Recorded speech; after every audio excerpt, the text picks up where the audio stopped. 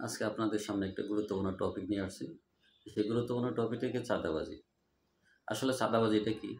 কোনো ব্যক্তির নিকট থেকে যদি কোনো সম্পত্তি বা কোনো মূল্যবান জামানত ক্ষতির ভয় দেখিয়ে বা জোরপূর্বক আদায় করা হয় তাহলে সেটিকে বলা হয় চাঁদাবাজি।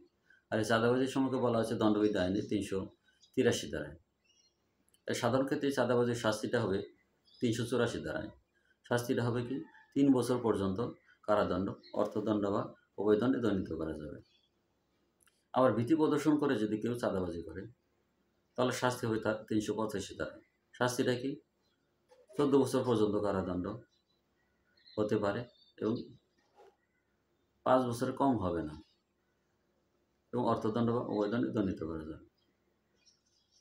মৃত্যু গুরুতর আঘাতের ভয় দেখে যদি আবার কেউ চাঁদাবাজি করে তাহলে তার শাস্তি আছে দণ্ডবিধি আইনের ৩৮৬ ধারায়। শাস্তিটা হবে কি? যে কোনো বর্ণনা কারাদণ্ড যার মেয়াদ ১০ বছর পর্যন্ত হতে পারে এবং জরিমানা দণ্ডে দণ্ডিত করা যাবে। আবার চাঁদাবাজি করার উদ্দেশ্যে যদি কেউ মৃত্যু বা গুরুতর আঘাতের ভীতি প্রদর্শন করে চাঁদাবাজি করে তাহলে তার শাস্তি হবে যাবজ্জীবন কারাদণ্ড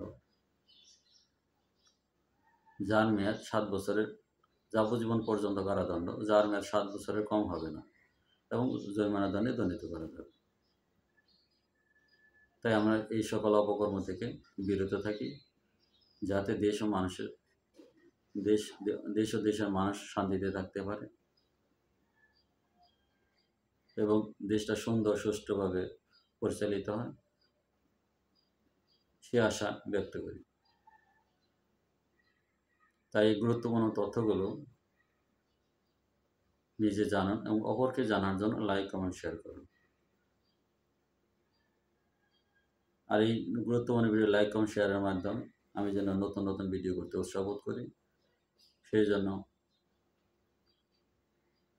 আপনাদের অনুরোধ করছি লাইক, কমেন্ট, শেয়ার দ্বারা আমাকে উৎসাহিত করুন।